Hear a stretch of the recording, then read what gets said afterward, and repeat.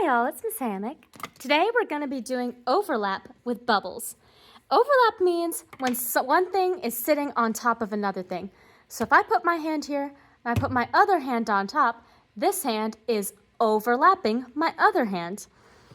If I put my lid on top of my paper, it's overlapping the paper.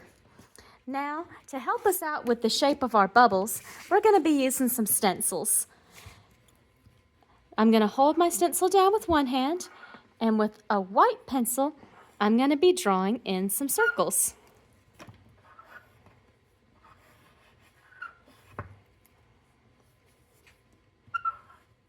Now, once I've got a couple in, I'm going to move my stencil and have some overlap. See how I'm drawing lines on top of the lines I already have?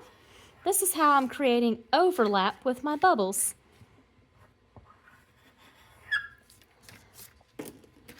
Now, if I want to add in some bigger bubbles, I can take my lid, hold it down with one hand, draw around it with the other hand.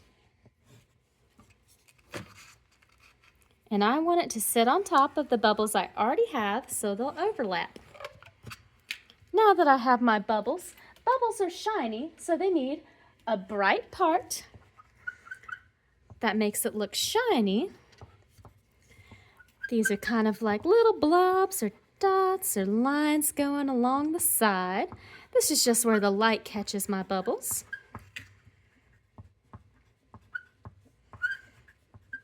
This is showing where it's super shiny. Now, bubbles have this really cool effect where it looks like they're shining rainbow. So to make this happen, I'm going to grab a couple oil pastels and I'm going to lightly blend this on top. Now I don't need a lot because the glow of rainbow that we see on bubbles is very, very subtle. So I'm going to add just a little bit of color along the edges. And then I'm going to blend it out a little bit. Do we need a whole bunch of color in the center? I don't think so. We'll just need it along the edges.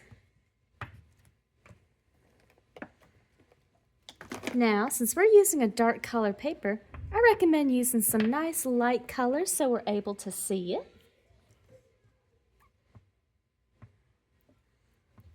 And add those just along the edge. And blend them out just a little bit.